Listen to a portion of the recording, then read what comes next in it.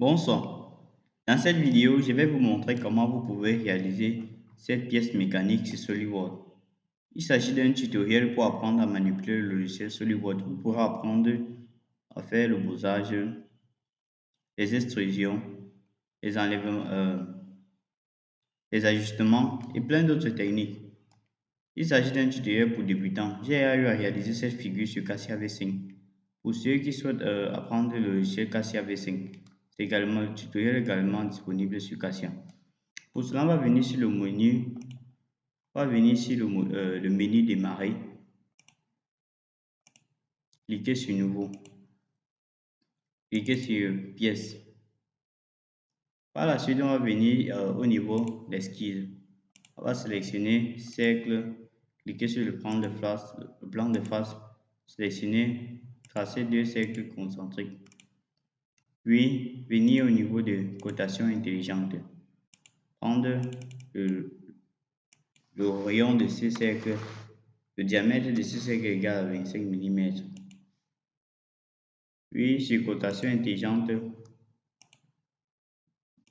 prendre le rayon du second cercle égal à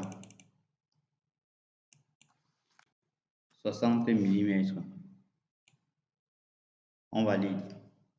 Une fois cela fait, on va venir au niveau de bossage extrudé. On va faire un bossage extrudé de 20 mm. On valide. Puis, on va venir au niveau d'esquisse. Et venir sélectionner arc de cercle par 3 points. Tracer un arc de cercle et tracer un second arc de cercle. N'oubliez pas de faire coïncider le deuxième point avec l'autre et se rassurer que ce soit ainsi. Une fois cela fait, on va essayer de réaliser les contraintes de coïncidence de ces deux points avec ce cercle-ci. Pour cela, vous sélectionnez ce point-ci, vous maintenez la touche CTRL, vous sélectionnez ce cercle, vous cliquez sur coïncidence. Vous faites de même avec le second point et ce point-ci, vous cliquez ici sur coïncidence. On valide. Par la suite, on va juste venir au niveau de cotation intelligente pour pouvoir faire la cotation de l'origine de ce cercle-ci. Pour cela, vous allez venir au niveau de cotation intelligente. Pour le premier cercle, c'est-à-dire ce cercle-ci, vous prenez cette distance.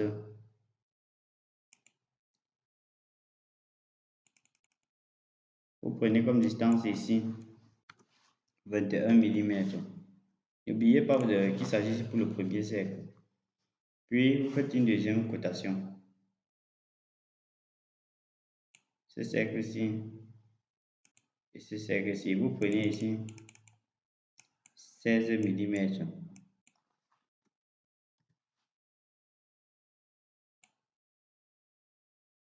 Par la suite, on va essayer de réaliser la cotation de ce deuxième cercle-ci. Pour cela, vous sélectionnez ce cercle-ci et ce cercle-ci.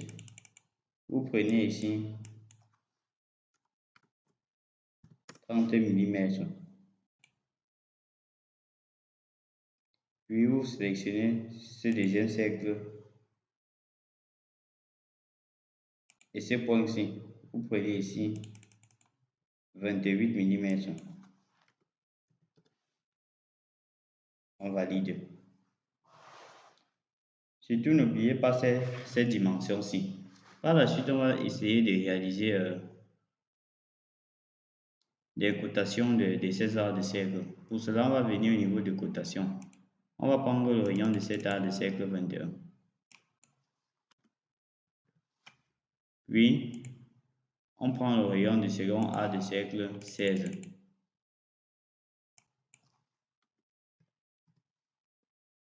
« 21 et 16. D'accord. On valide. OK. Une fois cela fait, on va essayer d'ajuster puisqu'on n'a pas besoin des autres parties ici.